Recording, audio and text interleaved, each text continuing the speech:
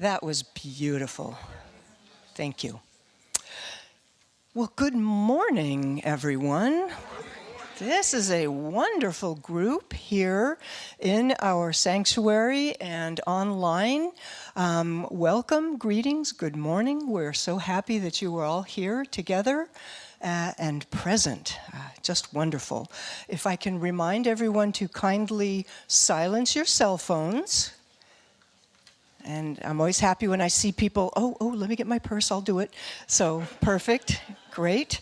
My name is Connie Carter. I serve on your board. I am here to talk about 3 different things this morning, and I'll move through them smoothly, sort of, hopefully. First of all, let me introduce who we have here at the front of our sanctuary. Today we have Craig Stephen Phillips joining us. His talk title will be Enlightenment means lighten up. Yeah, so I'm very much looking forward to that. That's going to be marvelous. And then joining us again today is Hitoshi Suzuki.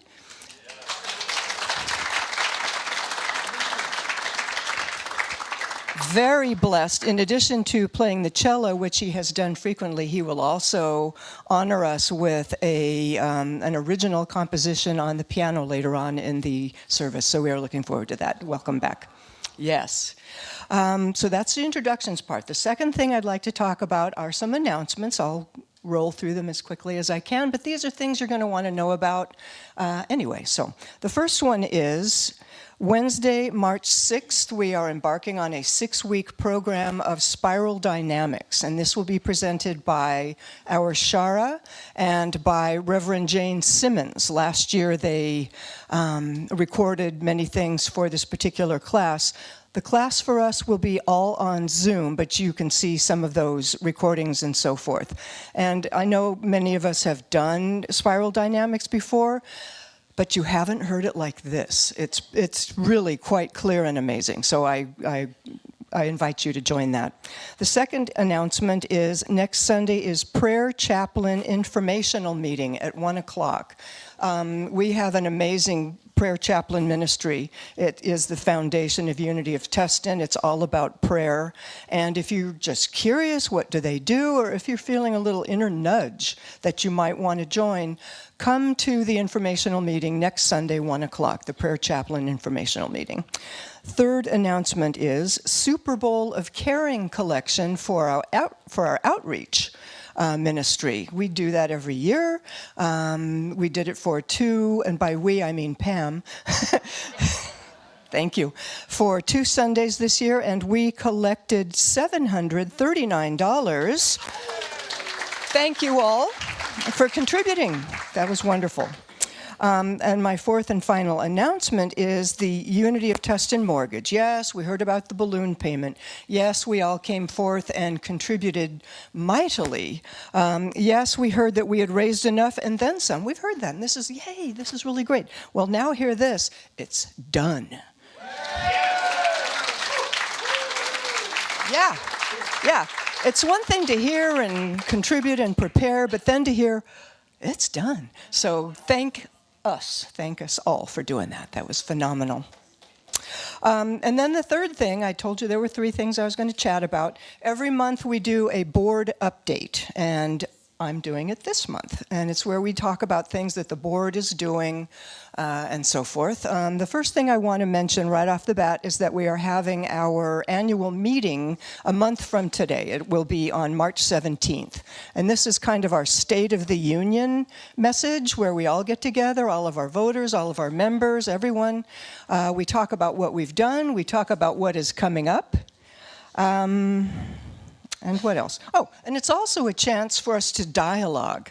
Come in here and you don't just have to listen to people holding a mic chit-chatting. You get to ask questions and we will answer them. So please plan to be a part of that March 17th after service. And then finally, I want to talk about, we have a board of directors who volunteer here to provide some leadership for our community and so forth. We talk about the finances. We talk about the strategies. We try to run this place according to what the community needs are. And one of the things that involves is planning for succession. That's important. So some board members leave, other board members come on. We want that to be smooth so that the business of the church goes off without a hitch. And so It's important to consider people who are willing to do the work and willing to collaborate with the staff and with the ministry team. So it's a very important deal. So you may wonder, who are these special people? Well, they're sitting amongst you right now. They're well, I'm one of the outies. We've got some innies, and they're here with us today. So thank you. Let's see. It's an essential part of Unity. Some of you are ready to move into the level of the sacred service of board membership. This is succession. We plan for it. It's important. It's not random. It's evolution. So I thank all of you who are involved in that. We're all part of Unity of Tustin. Everyone is an essential part. And so that's the succession plan that your board has been working on. So I thank you for that. And now if we can please stand, and Margie will lead us in our community song. You're going to use that one? Okay.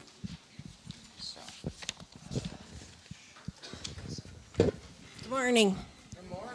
So we'll sing We Choose Love.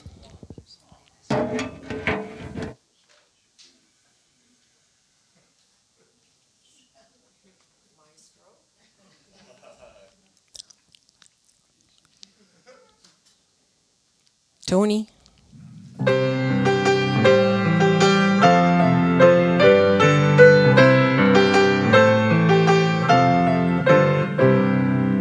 Peace in my life is growing because we choose love. Love's always present, is what we're made of. We choose love. We are a part of each other. We are one tie that binds us, that can't be undone. We choose love. Peace in my family is growing because we choose love. Let love be present, it's what we're made of. We choose love. We are a part of each other. We are one loving family, sharing one son. We choose love. Peace for our planet is growing because we choose love. Let love be present, is what we're made of. We choose love. We are a part of each other. We are one. One choice unites us. Let this be the one. We choose love. We choose love. We choose love.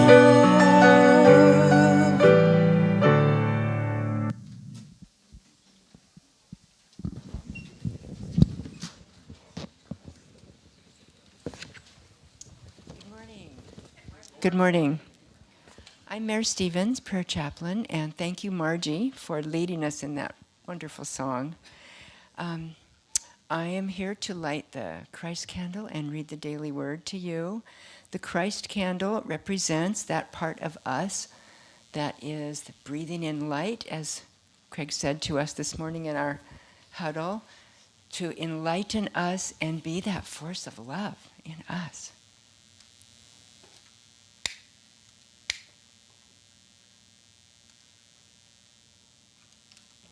The word for today is acceptance. The affirmation is, I practice acceptance and find peace. The scriptures from Philippians, not that I am referring to being in need, for I have learned to be content with whatever I have. And the affirmation is, I practice acceptance and find peace. In the past, I have resisted unwelcome situations and their outcomes, and over time, I've learned that my resistance did very little to change any of that, and just left me agitated and unhappy. So I've learned to trade my resistance for acceptance. Acceptance doesn't mean accepting this, I like the situations, but it does mean that I'm willing to be present to it without resistance or struggle. From that place, I'm really better able to work towards creating better conditions for myself and others. When I practice acceptance, I invite the presence of God to inspire and comfort me.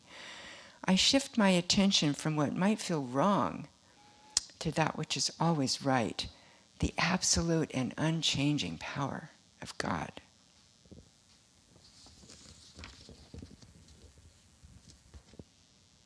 Let's say this affirmation together. I practice acceptance and find peace.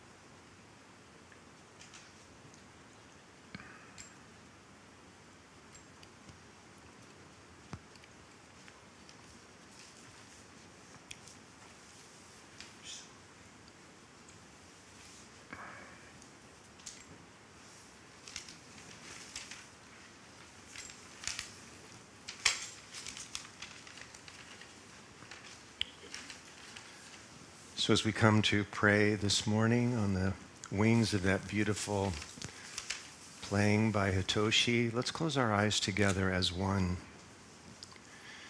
And let's all take a breath together as one. As we breathe this morning,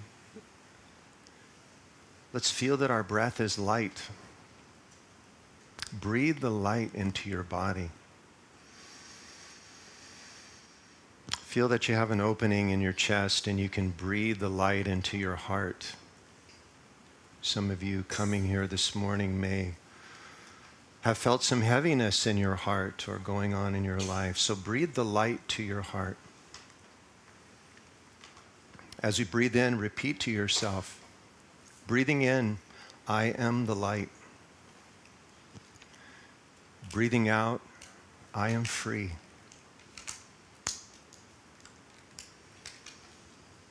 Breathing in, I am the light.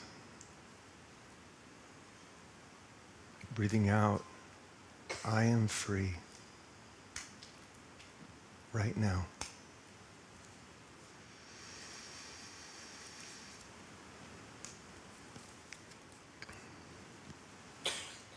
And as we feel that light within this morning, as we lighten up together, let's listen to these words as a prayer from the great Sufi mystic and poet Rumi. The light which shines in the eyes is really the light of the heart. The light which fills the heart is the light of God, which is pure and beyond the light or the realm of the mind and the senses. If light is in your heart, you will find your way home.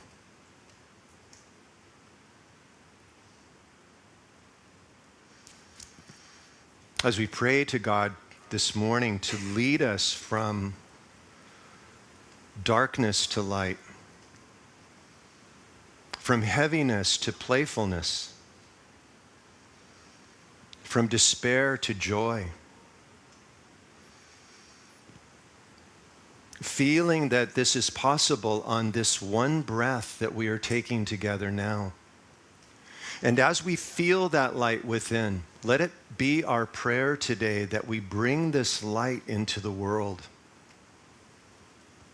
that we radiate this light to everybody that we meet, to every situation, to every experience. Even as we take sanctuary in that light, we can know that everyone we meet is also that light. And in that light, we are home. In that light, we are free.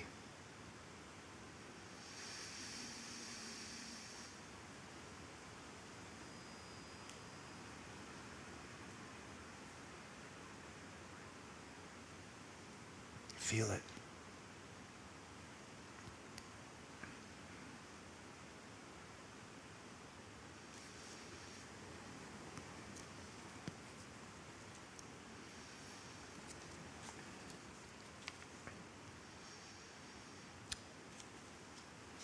And now in that light, we get to have the privilege of hearing Hitoshi play his next musical song for us.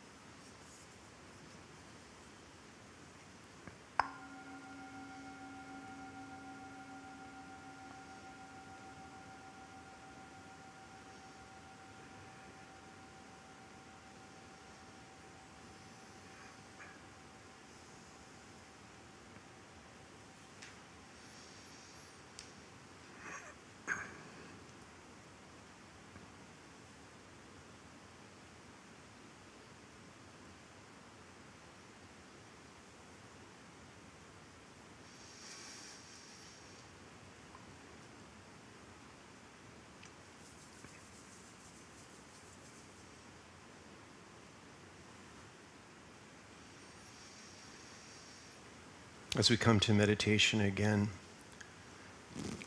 come to your breath. And again, feel the breath as light. You don't need to visualize anything. The breath is light. The light of the body. Feel what a wonderful gift this breath is this morning, this breath of light as you breathe in. And let the body be very, very still. Just for this moment. Feel that even if a hurricane were to blow through here, you would be still.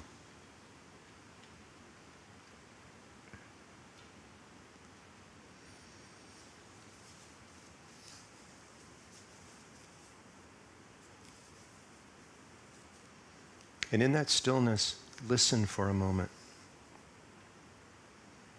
Bring all of your awareness to listening.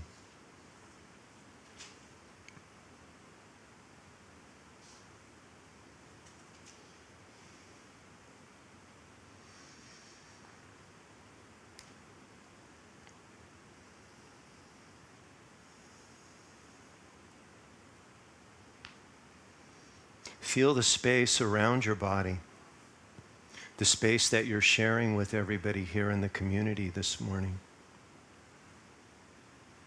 And feel that the space you're sitting in is a space of great light.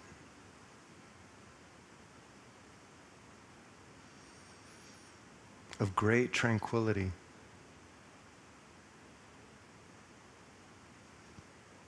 There's nothing heavy here. There is nothing to take seriously here this morning, particularly yourself.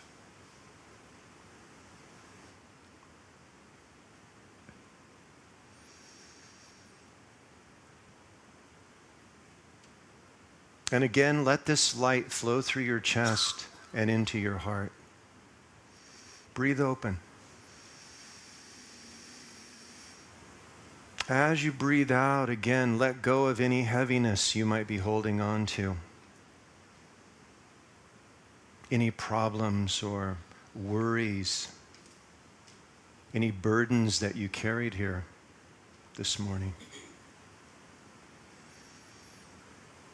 The willingness to let go is letting go.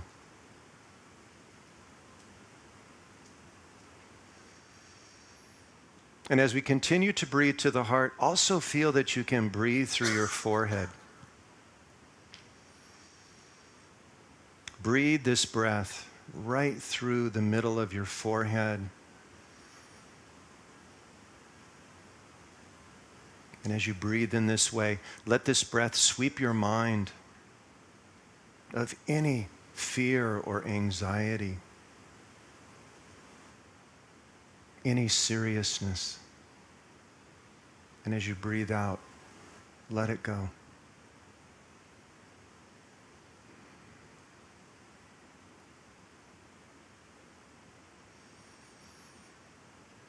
And feel now that your awareness is taking up residence right in the middle of your head, like you're sitting there in an old ancient cave. And as we breathe in, let the breath come into that cave and let it rise to the top of the cave, which is the crown of your head. Some of you may feel as you breathe this way, it's lifting your spirit this morning, your shin, toward heaven.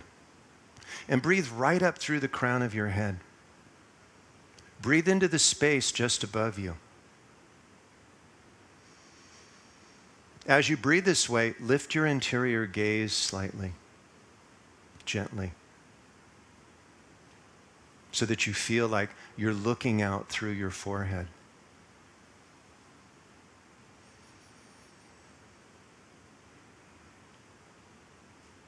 As you look there, let your awareness rest about an inch in back of your forehead.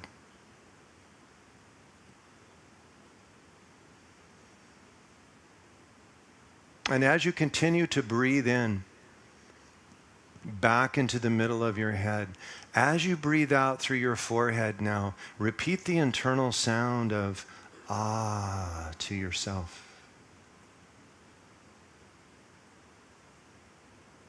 Take several of these breaths. Keep doing that until I say, let the mantra go. Just breathing in. And as you breathe out, resting in the internal sound of ah, sound of letting go.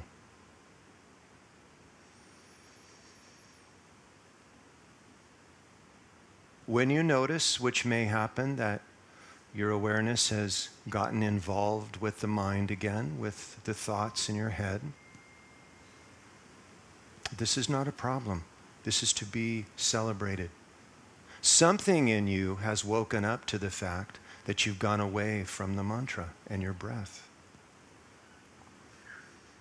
In that moment, gently rest again. Incline back into your breath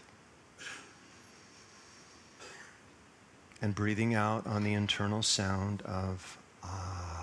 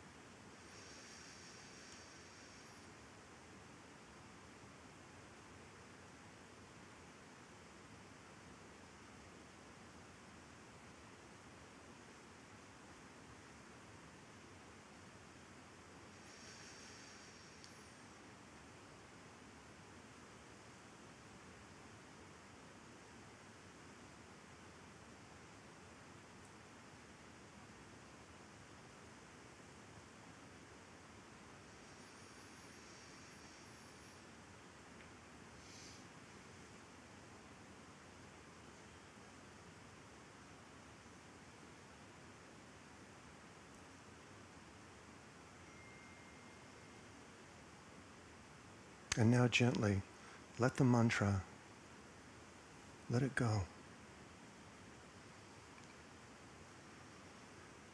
And for a few moments, just rest in the spaciousness, in the lightness of your own being, perhaps enjoying your breath. And as you rest, let a little Buddha smile come to your lips this morning.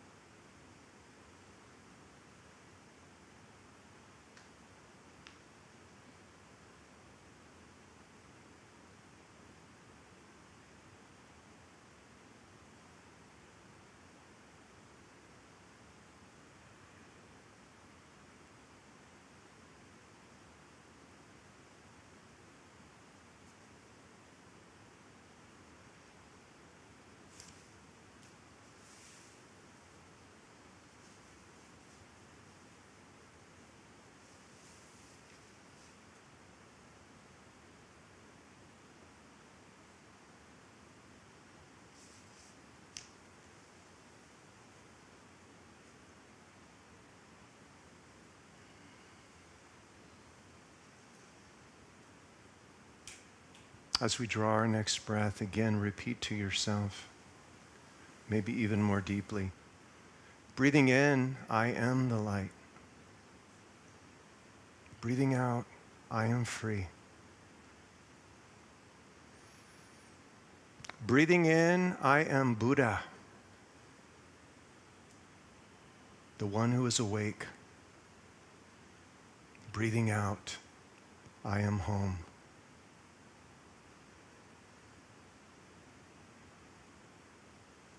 Breathing in, I am the Christ. Breathing out, I am the light of the world.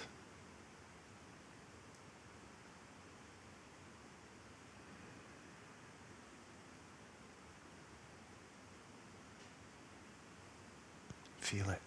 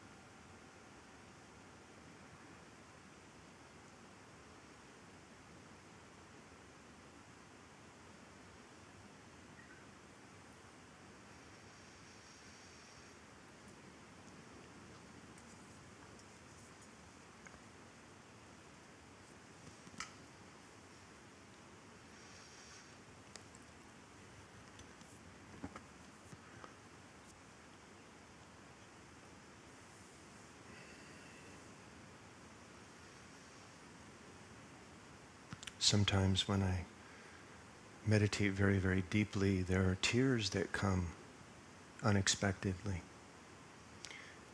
Maybe some of you have had this experience. They're like silk. The tears of light, the tears of joy.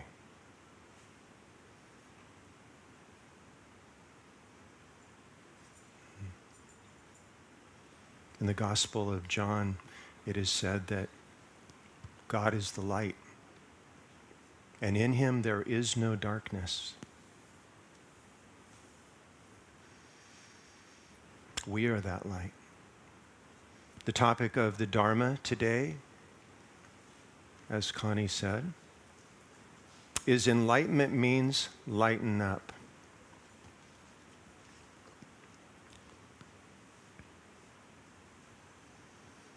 And the topic of this Dharma talk, it came about last month when Blair, Shara, and I were in our monthly meeting. If you were at Shara's talk last month, at the end of the month, on the White Stone Sunday, she gave a little background of that, so I'm not going to rehash the story today. But I will say this. It'll be a great companion piece if you haven't heard that talk to listen to it on YouTube.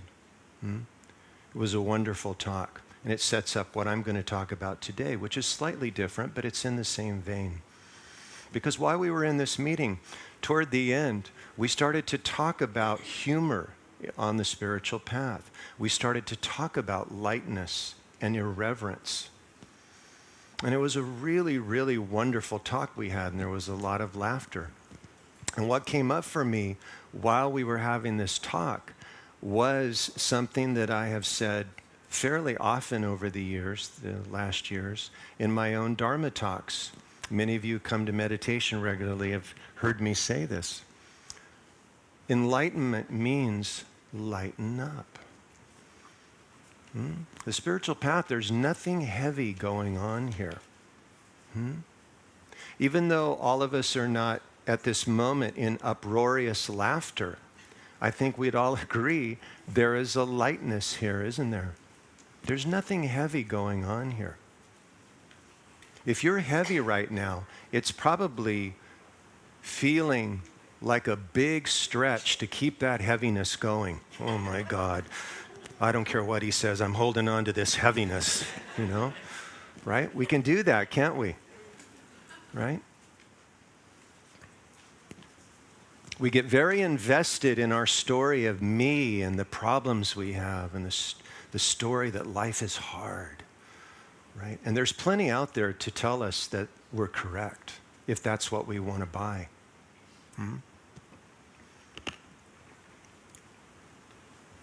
So out of that meeting came this talk today.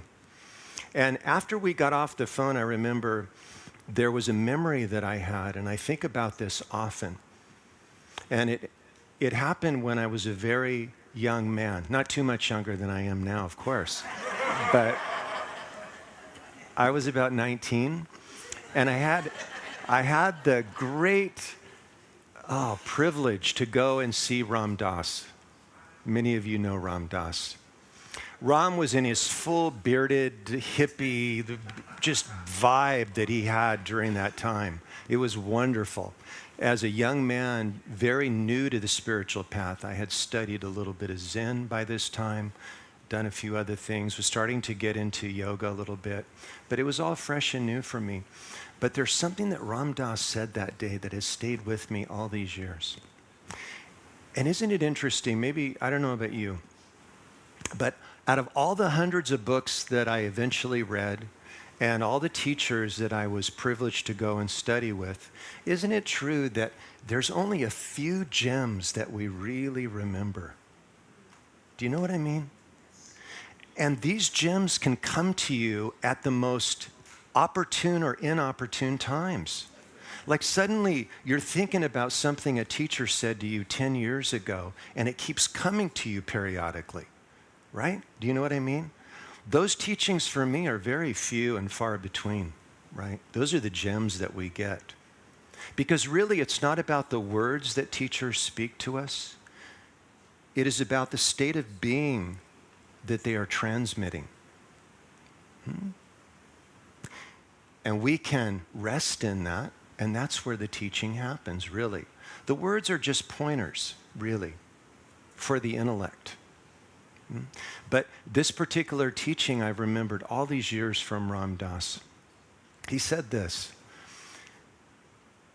He said, you can gauge your progress on the spiritual path very, very easily. He said it's like this. When you are feeling light, you're very close to God.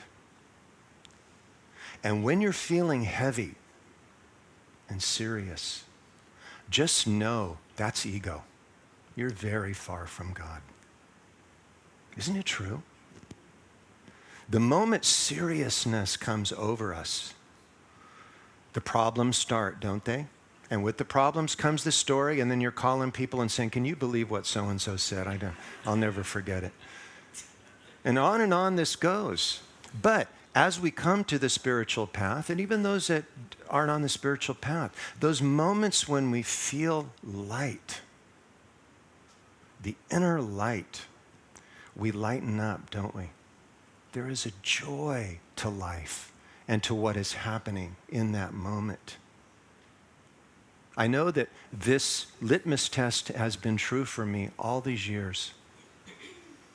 When I went through periods of severe heaviness, God was nowhere to be found. And yet, when I was in the light, right, when I was dancing in the light, God is in that moment, right? All of us have had teachers in our life up to this point. Even if it was your kindly grandmother who had this way of lightness about her. There's an element in these people that they don't take anything too seriously. Isn't it true? Not that they don't honor the moment and what needs to be done, but there's a lightness in them that comes to life that lightens everybody around them. Isn't it true? Yeah. So all of you have had these teachers. Some are so-called spiritual teachers. And I know for me, all the teachers that were significant and have been significant had this quality that I'm speaking of. They were very, very light. I noticed that they didn't take things too seriously. One of those teachers is a teacher that every single one of you, I would bet, knows. You've all heard of him. You've all seen his picture or seen his statues. And he's sitting on my puja today. Puja is a little altar that I set up when I do a talk or a meditation. And we know this figure as the laughing Buddha, right? These two here. And the laughing Buddha, he was actually a historical figure. Lived in China about 1,000 years ago. His name was Bodai. In Japan, they call him Hote, right? Some of you may have him in your garden, right? He brings blessings to your flowers. He's actually the protector of children, which I love. Because it's said that when Bodai lived and he traveled around China, and by the way, his name means cloth sack. So the cloth sack that you see him, this one has one. That cloth sack, right, is filled with many, many blessings. And it was said that wherever Bodai went, whoever he met, whatever they needed was in the sack. Kind of like Jesus with the bread and the loaves. Well, I've got plenty for you too, right? And people would give him things. He didn't know anything. He would put it in the sack. And he had candy in the sack all the time so that he could give it to the children. It wasn't just his generosity, though, that endeared him to the people of China. Look, if 1,000 years later people are still building statues of your likeness, you did something right in that life, I would say.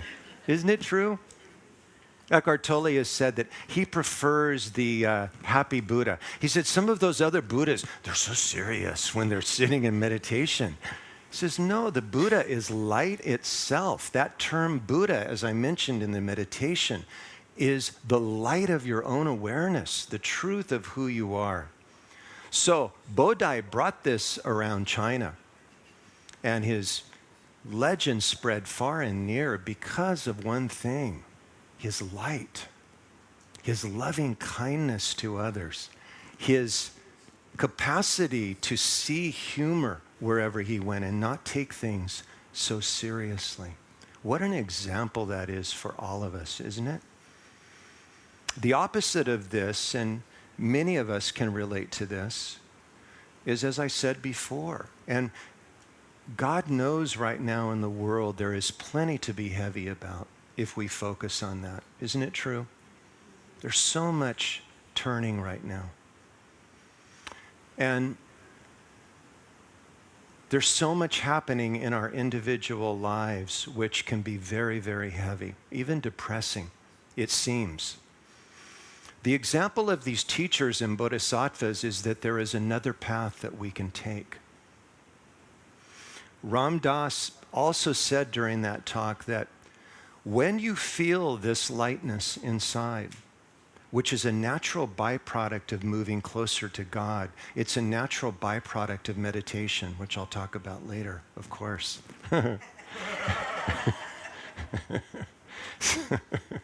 So, this natural lightness, we begin to feel it as our true nature. And he said, as we move into this lightness, this doesn't mean that we are not appropriate wherever we go. I distinctly remember him saying, this doesn't mean you go to a funeral and find it an occasion of mirth.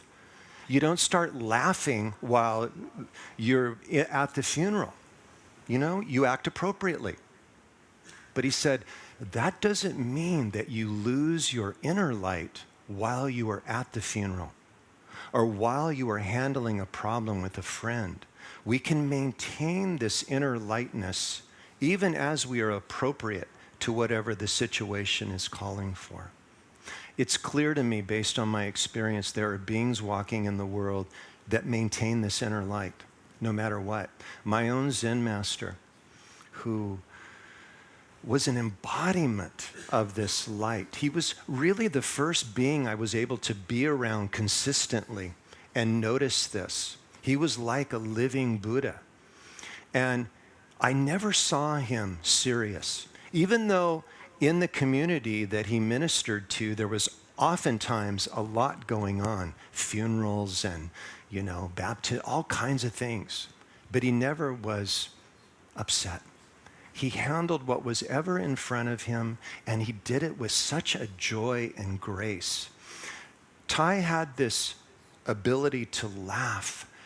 I can't even call it laughter. I can't call it a giggle. It was otherworldly. This thing that would bubble up in him constantly, right? And it was infectious. You'd notice like, wow, I don't know what he's so light about right now, but this is really wonderful to be around. And it would radiate from him. The bliss, as we heard from Rumi, the bliss and light would radiate from his eyes, right? And you felt it in his presence. I'm getting chills as I speak about this because that's what a true teacher does for us as well. They give us this example that we can always fall back on, and we can feel the truth of it in our hearts as we move, right? So this seriousness that can come over us is worth being on guard about. This kind of seriousness sucks the life out of life, doesn't it? It blinds us to the joy. It blinds us to the truth in this cosmic joke that there is nothing here to take serious. In fact, a quote from Maharishi comes to me right now, one of my favorites. See, this is one of those teachings that comes back to me again and again. Maharishi, who started the TM movement that goes on to this day, Maharishi has passed. Maharishi said, there is nothing to take seriously in life except the joy of life. Isn't that beautiful?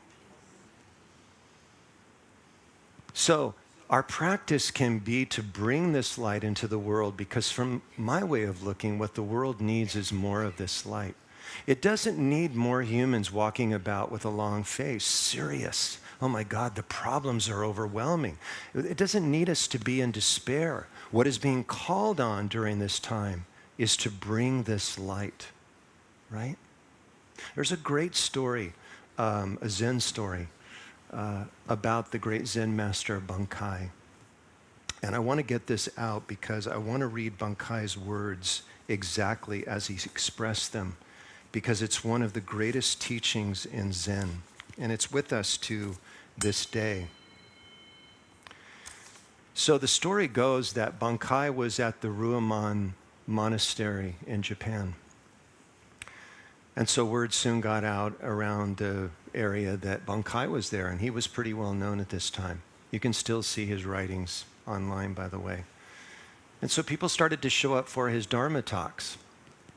And word got around to this other monastery where the Shinyu sect was practicing. And there was a priest there who decided, he actually got a little jealous that Bankai was attracting so many people to his Dharma talks. So he decided that what he was going to do is he was going to go to that monastery and he was going to challenge Bankai. So off he went. You can only imagine him in his robes as he moved. Oh, I'm going to show that Bankai. And he arrives at the monastery, and it's said that when he arrives, he made quite a commotion. And so Bankai, who was giving his Dharma talk, could hear this fellow come in, and he didn't know who he was. He wondered, what's this all about? This fellow coming in, he's disrupting things. Well, the fellow came right over into the middle of the crowd that was there with him, and he stood there, and he puffed out his chest, and he said, my master can stand on the edge of a river with a paintbrush. One of his students can stand on the other side of the river with a piece of paper. And when my master draws the holy name of Buddha through the air, it shows up on the paper across the way. Can you do such a miraculous wonder?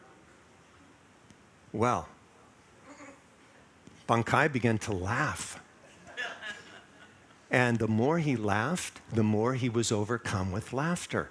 And he laughed, and he laughed. Well, this fellow started to look around. Everybody was laughing with Bankai.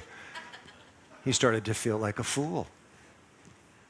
And then Bankai, when he was able to compose himself, and I want you to know, when Bankai answers, he's going to address this person's teacher as a fox. Here's what Bankai said. He replied lightly, Perhaps your fox can perform that trick, but that is not the manner of Zen. My miracle is that when I feel hungry, I eat. When I feel thirsty, I drink. When I feel sleepy, I sleep. And when I hear something humorous, I laugh out loud. Everybody, the guy shrank away. And Bankai left him with this great teaching. This is one of those stories, by the way, one of those teachings where everything in Zen is contained here. Right now, as we sit in this light, feeling our bodies, everything is available in the present moment. When you begin to realize this, there is nothing to be heavy about, is there? What would there be to be heavy about now? You know, one of the questions that I used to bring, and I do occasionally at meditation, because sometimes I bring the happy Buddha. I said, what is the Buddha laughing about? What did he discover on his journey that lightened him up to the point that there was only laughter pouring out of him? It's worth contemplating. So by this time, there may be wondering, how do I have this lightness in my own life? How do I cultivate this light like a happy Buddha? And I alluded to this before. One of the greatest ways that you can discover or rediscover this light that you are is through meditation. I see you. Yes. When we begin to get still and we turn within, we begin to rediscover this light that is available to us, because what we are is the light. One of the things that we discover in meditation is that what is creating our seriousness, what is creating the heaviness in our life, is this constant story in the mind. I see some of you nodding. The constant stream of thinking that berates us and criticizes us or others, that judges our life or others. The mind is a heaviness machine, isn't it? That story that chatters at you, the mind that goes on all the time. No wonder we're so heavy. No wonder we feel so separate from others. No wonder there's no humor in life, because we are identified with something that is the antithesis of that light. It is heaviness itself. And often many of you have heard me say, and this is such good news, isn't it? And this is what you discover in meditation. You are not the voice in your head. Do you know this?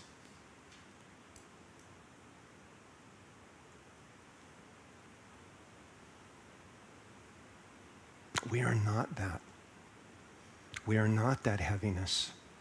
We are the light of awareness in which the mind plays. All of you, thought is happening now? What is it happening in? What is it in you that knows your thoughts right now? Close your eyes and see. Obviously, there is an awareness of those thoughts going on in you. You know what you think. It's not your thinking. You're aware of your thoughts.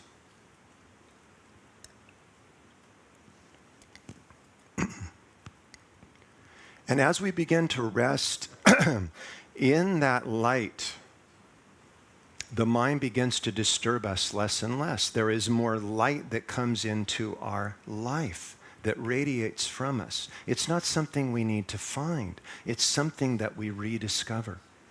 I've said this before. I don't know any other way to come to this understanding of light and the freedom of our being other than through meditation. Every teacher has said this.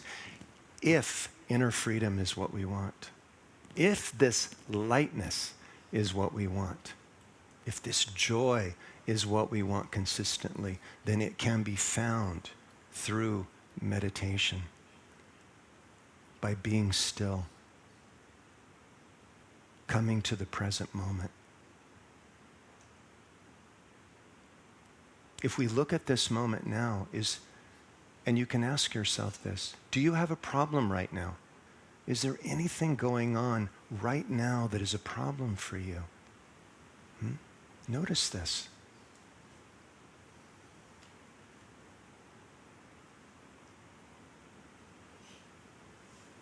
So today I'm going to finish with one last story. And this is another very, very beautiful story from China. It's called The Three Laughing Monks. And after I read this, because the commentary is so beautiful from Yogre Rinpoche about this story, I'm going to read some of his words about it to end the Dharma talk. And I want to say before I tell this story that the story does have a little bit to do with death. It's really not about death, but there is death inside. So as I was contemplating telling this story today, I was very mindful that in recent weeks we've had, one of our dear friends here at Unity passed away, Kay. And I went inside and I asked, I wonder what Kay would think about this story. And the answer that I got was she would be delighted by this. So I read this in dedication to her and to the journey that she's gone on. So the story is that there were 3 monks in China. As I always say, historically, there's often at least a grain of truth in these stories. And nobody knows how these monks came together. They weren't affiliated with any particular monastery, but they were Chan Buddhists, which means they were Zen monks, just like the Laughing Buddha. And so they wandered together, and their dharma, the way they taught, was like this. They would walk into a village, and they would go to the center of the square or the town, and they would start laughing. See, already, I say that and people go, wow, what a teaching, right? They would just start laughing and laughing. And this wasn't created laughter. They were laughing from the realization in their being, right? They had gotten the cosmic joke. They were fully aware. And laughter would pour out of them. So they would go into the village, and people, of course, would be passing by and thinking, these monks are just holy fools. What is going on with them, right? And they'd come around. People would come from the fields. They'd hear this uproarious laughter. They'd gather around, and pretty soon, 1 or 2 people, like what happened here, would start laughing with the monks. Well, pretty soon people would look and say, well, God, that's funny.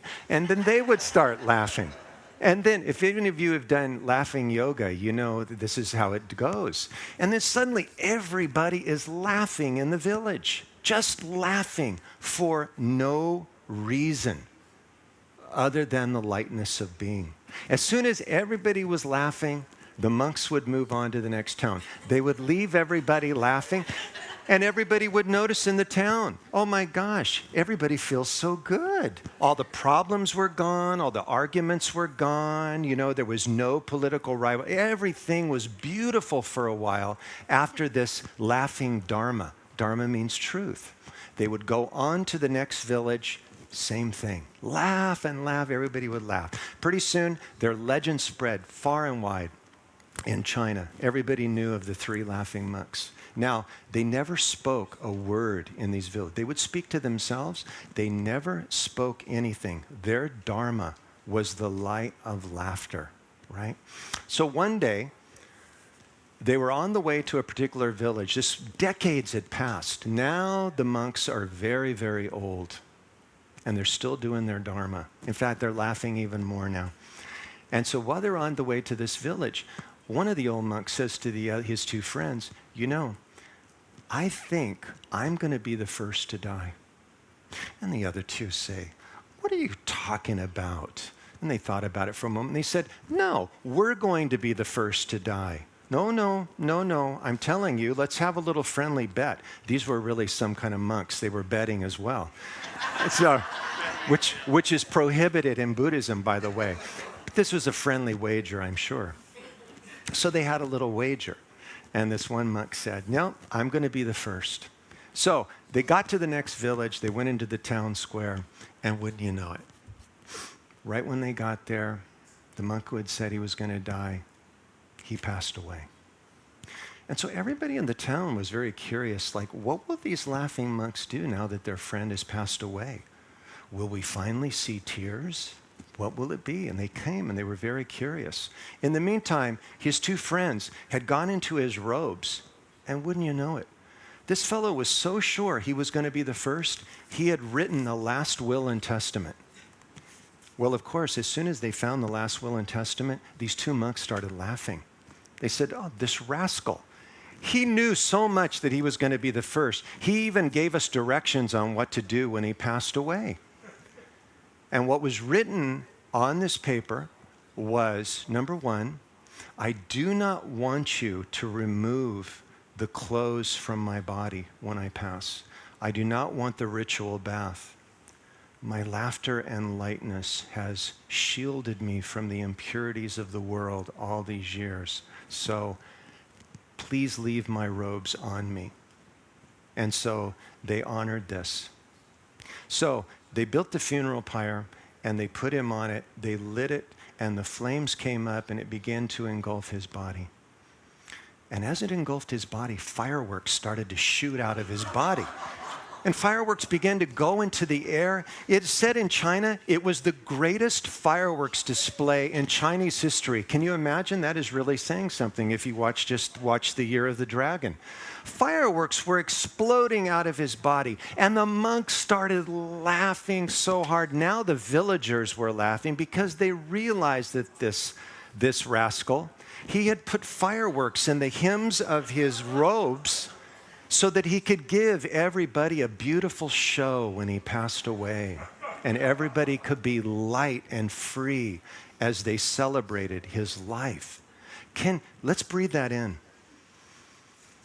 A life well lived, even to the end in laughter. I'm going to read just a little bit of commentary from Yogre Rinpoche about this so that we can get very, very clear on how powerful this story is. Rinpoche, by the way, is a teacher of happiness. He said this, within these laughing monks lies a profound wisdom, a message that surpasses words. Their laughter isn't merely a frivolous act. It is a reflection of their profound understanding of the cosmic order. They embodied a truth that life at its core is meant to be lived with joy, embraced with laughter, and celebrated with the lightness of being. The story of the three laughing monks, beyond its humor, illuminates the profound spiritual truth that life isn't confined to the realms of sorrow or seriousness. It beckons us to embrace each moment with a heart full of laughter, to recognize that laughter isn't just a fleeting emotion, but a force that transcends even death.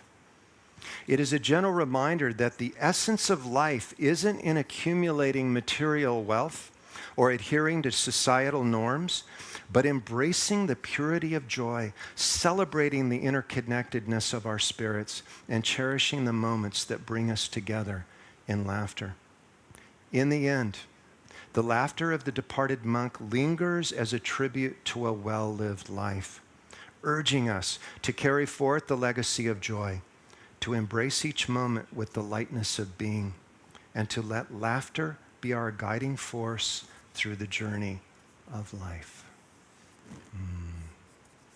Let's close our eyes for a moment as we come to the end of the Dharma today. And I invite you, as you close your eyes, take a breath into your heart, and as you breathe in, feel that there are fireworks going off in your heart this morning, exploding there with joy and light. Breathe through your forehead. Let those fireworks go off in your mind.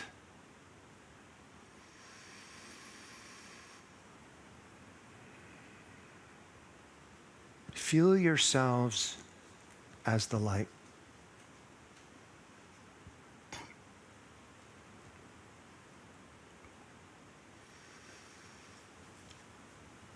And feel how close this light, the light of your breath, is to God.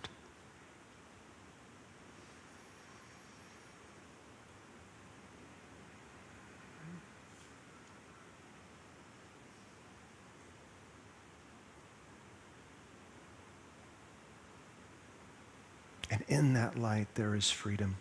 In that light, there is joy. In that light, there is the truth.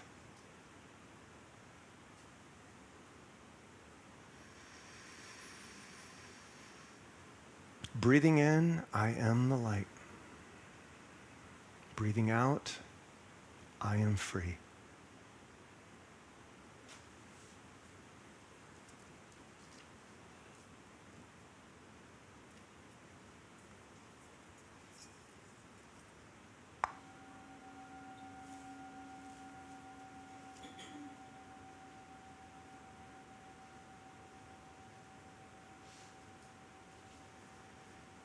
And as we hear the singing bowl, again, let a little Buddha smile come to your lips this morning. Isn't it amazing that just lifting the corners of our mouth even slightly can give us a feeling of lightness and joy? I think the Buddha was onto something.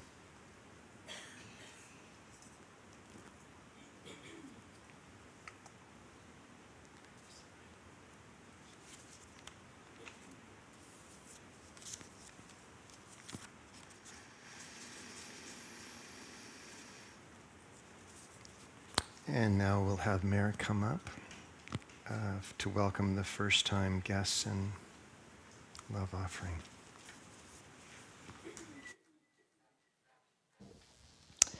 Thank you so much for that wonderful Dharma talk. I found myself laughing. And if I could just say, we lost another one of my other favorite community members just before the pandemic. You may remember Linda Shrewsbury.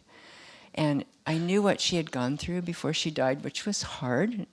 And I was going through something similar, and I went to sleep with this heaviness, and she came to me in a dream. And she did. And the dream was so funny that I knocked the cat off my bed, just busted out laughing. She could laugh. She knew how. Perfect. She rescued me. Thank you, Mary. That's so beautiful. Wow. So we welcome our guests today. So we're so grateful that you've joined us here and online. Here at Unity of Tustin, we believe in many paths, one God, and our mission is to transform lives and inspire people to make a positive difference in the world. So wherever you are in your life, we are an inclusive community, and we welcome you. Whatever your background, wherever you are on your spiritual path, we're so glad that you will share the journey with us today. And the ushers have come forward with flowers and information cards. And if you're here as a new guest and are comfortable doing so, we invite you to raise your hand so we can recognize you with a flower and a card. Oh, okay. Welcome, welcome.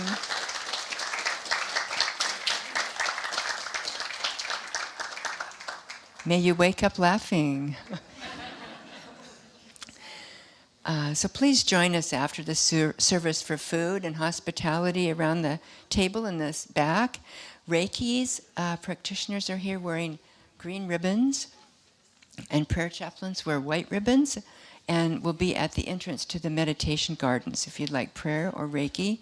Prayer is always just held in confidence, and as a prayer chaplain, whatever your prayer is, it's my prayer too. We are all one. It's just beautiful.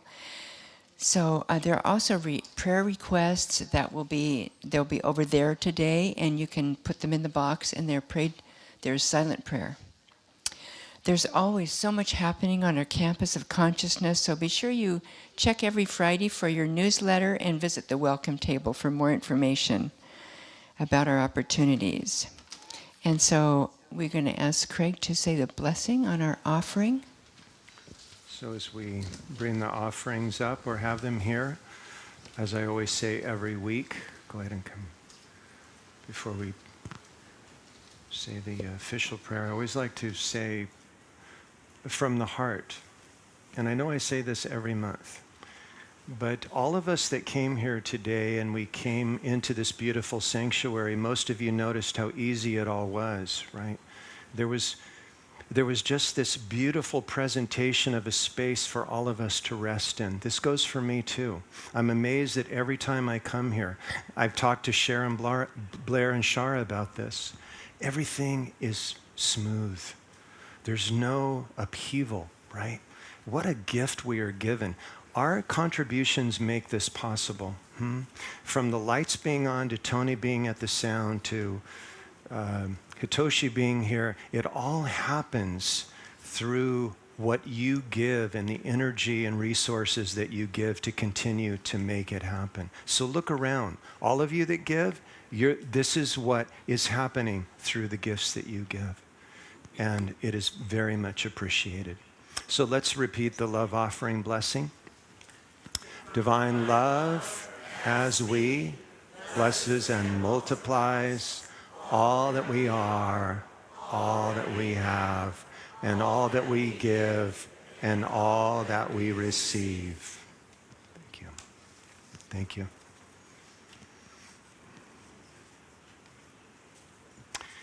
And now we are going to have our third selection. Hitoshi will be on the piano. This is the first time I've heard you on the piano, Hitoshi. I'm looking forward. And this is an original piece, yeah? Oh. Isn't Hitoshi amazing? Oh.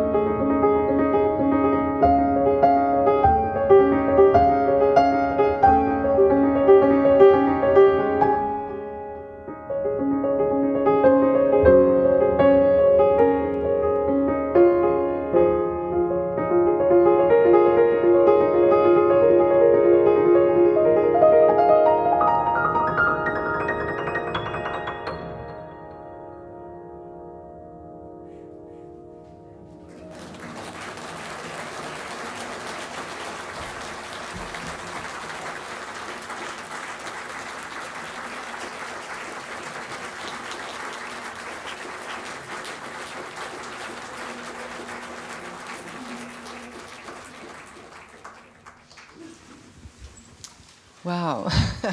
I found myself laughing at like the, oh, wow, gee, that's makes it sound so easy. Like, thank you. So let's close our service with the prayer for protection. The light of God surrounds us. The love of God enfolds us. The power of God protects us.